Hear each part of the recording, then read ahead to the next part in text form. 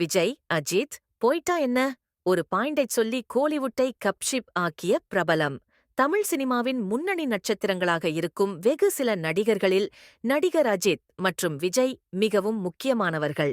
இவர்களின் படம் ரிலீஸ் ஆகின்றது என்றாலே தியேட்டர் உரிமையாளர்களுக்கு சந்தோஷம்தான்.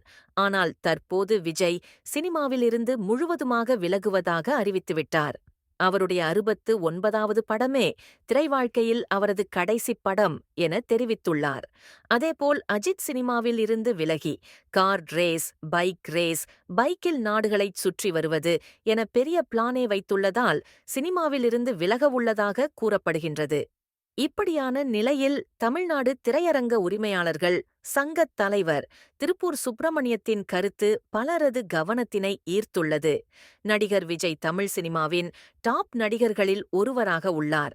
இவரது நடிப்பில் இதுவரை 68 படங்கள் ரிலீஸ் ஆகியுள்ளது. கடைசியாக இவரது நடிப்பில் வெளியான தீ கோட் படம் ரூபாய் 500 கோடிகள் வரை வசூல் செய்ததாக பாக்ஸ் ஆபீஸ் வட்டாரங்கள் தெரிவிக்கின்றன. நீண்ட காலமாகவே விஜய் அரசியலுக்கு வரப்போகின்றார் என்ற பேச்சுகள் எழுந்து வந்த நிலையில் கடந்த பிப்ரவரி மாதம் தனது கட்சியின் பெயரை அறிவித்து அரசியல் களத்தில் குதித்தார்.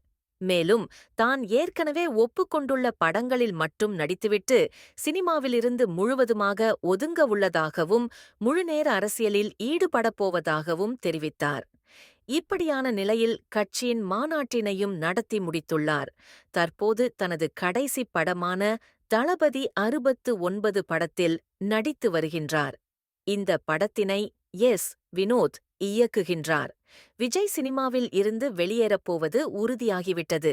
இப்படியான நிலையில் அஜித்குமார் ஏற்கனவே வீனஸ் என்ற பெயரில் பைக் டூர் கம்பெனியை தொடங்கியுள்ளார். தற்போது தனது பெயரில் கார் ரேஸ் பந்தய அணியை உருவாக்கியுள்ளார். அடுத்த ஆண்டு ஐரோப்பாவில் நடைபெறும் GT4 வகை கார் பந்தயத்தில் இவரது அணி களமிறங்கவுள்ளது. இதற்கான தீவிர பயிற்சியில் அஜித்குமார் உள்ளார். இது மட்டுமில்லாமல் மகிழ் திருமேனி இயக்கத்தில் விடாமுயற்சி படத்திலும் ஆதிக் ரவிச்சந்திரன் இயக்கத்தில் குட் பேட் அக்லி படத்திலும் நடித்து வருகின்றார். 2 படங்களின் பெரும்பான்மையான காட்சிகள் படமாக்கப்பட்டுவிட்டது. இதனால் 2 படங்களும் இந்த ஆண்டு இறுதிக்குள் படப்பிடிப்பு முழுவதுமாக முடிந்துவிடும் என எதிர்பார்க்கப்படுகின்றது.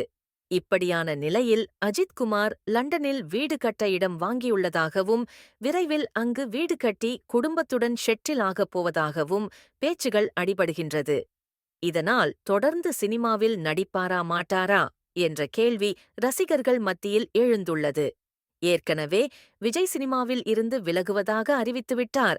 அஜித்தின் நடவடிக்கைகளை பார்க்கும்போது அவரும் சினிமாவில் இருந்து வெளியேறிவிடுவார் போல தெரிகின்றது. இப்படியான நிலையில் தமிழ்நாடு திரையரங்க உரிமையாளர் சங்கத் தலைவர் திருப்பூர் சுப்பிரமணியம் விஜய், அஜித்தை நம்பி தியேட்டர்கள் இல்லை. இவர்கள் சினிமாவை விட்டு போனால் திரைத்துறை அழிந்துவிடாது எனத் தெரிவித்துள்ளார். இது பலரது கவனத்தினை ஈர்த்துள்ளது.